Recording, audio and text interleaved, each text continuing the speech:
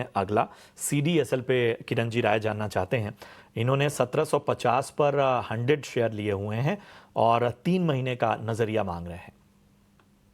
CDSL की अगर हम बात करें तो एक बढ़िया सा राउंडिंग बॉटम पैटर्न है, तो inverted head and shoulder pattern में हमने 1380 1370 के आसपास देखा था। उसके बाद स्टॉक वन साइड 1800 गया। अब वहां से जो प्रकार का प्रॉफिट बुकिंग आ रहा है, कहीं ना कहीं ये वापस एक cup and handle pattern formation कर रहे हैं। जब तक ये स्टॉक 1550 के नीचे नहीं आता है तब तक बाय ऑन डिप्स की स्ट्रैटेजी हमें कंटिन्यू रखनी है। 1550 का स्ट्रिक्ट स्टॉप लॉस रखिए। वापस में ये स्टॉक ऊपर में 1900 से 2000 जाने की गुंजाइश रखा है। ठीक है, श्रीकांत जी का सवाल है अगला। पावर ग्रिड पे किरण जी राय जानना चाहते हैं। 2000 शेयर हैं इनके पास और 300 रुपए के लेवल पे इन्होंने खरीदारी की हुई है। पूछ रहे हैं कि कब तक प्रॉफिट में आ सकता हूं, 6 महीने और देना चाहते हैं। पावर ग्रिड की अगर हम बात करें तो ओवरऑल जिस तरह से चार्ट पैटर्न हमें देखने को मिला है, जिस तरह से डेली चार्ट के ऊपर इसने लोअर लेवल से रिकवरी हमने दिखाई है। लास्ट 2 दिन में इसने अपनी वापस 100 डेज मूविंग एवरेज को रिक्लेम किया हुआ है।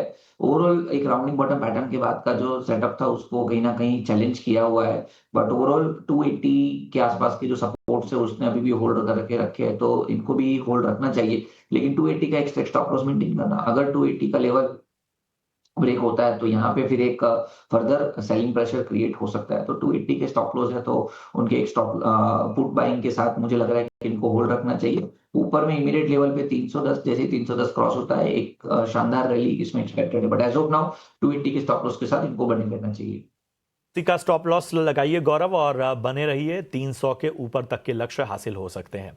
चलिए अगला सवाल लेते हैं। सरफराज खान का सवाल है और इन्होंने अशोका बिल्डकॉन पे राय जाननी चाहिए।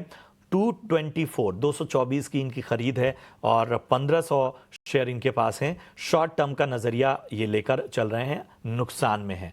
बताएं किरण जी, अशोका बिल्डकॉन यहां से कैसा लग रहा है? 224 की बाइंग है। अशोका बिटकॉइन की अगर हम बात करें तो जिस प्रकार से यहाँ पे हम चार्ट पैटर्न देख रहे हैं, कहीं ना कहीं असेंडिंग ट्रायंगल पैटर्न ब्रेकआउट हमें देखने को मिला है। स्टॉक में उसने वापस रीटेस्टिंग के मोड पे है, तो मुझे लग रहा है कि यहाँ पे एक बार के लिए लॉन्ग पोजीशन करनी चाहिए। एक जो स्ट्रिक्ट स्टॉप लॉस रखना है वो 190 का रखना है। अगर 190 का लेवल ब्रेक नहीं होता है तो वापस से 230 240 तक आ सकता है। ठीक है, तो ये है राय अशोका बिल्डकॉन पे। जील यानी जी एंटरटेनमेंट पर राय जानना चाहते हैं परमेंद्र शर्मा और इनकी क्वांटिटी है 1000। बाइंग प्राइस जो है वो इन्होंने 114 की रखी है, फिलहाल फायदे में है। तो जी एंटरटेनमेंट पे क्या राय बन रही है किरण जी? फिलहाल फायदे में है। जी एंटरटेनमेंट की बात करें तो काफी एक बड़ा सा राउंडिंग बॉटम पैटर्न ब्रेकआउट हमें देखने को यहाँ मिल रहा है। लेकिन काफी टाइम पिछली टाइम हमने देखा था कि 140 150 का एक क्लस्टर रेजिस्टेंस था जिसको क्रॉस नहीं कर पाया, और जैसे ही वो क्रॉस नहीं करता है तो वापस ही फिसल आउट हो जाता है। तो इस बार देखना रहेगा कि 140 145 का जो लेवल है, अगर वो क्रॉस हो जाता है तो there are very good chances कि हम ऊपर में 170 तक की एक रैली देख सकते हैं। और 170 क्रॉस होने के बाद यहाँ पे एक अच्छी खासी रैली देखने को मिल सकती है। बट एज ऑफ नाउ मेरे हिसाब से इनको होल्ड रखना चाहिए with strict stop loss of 125।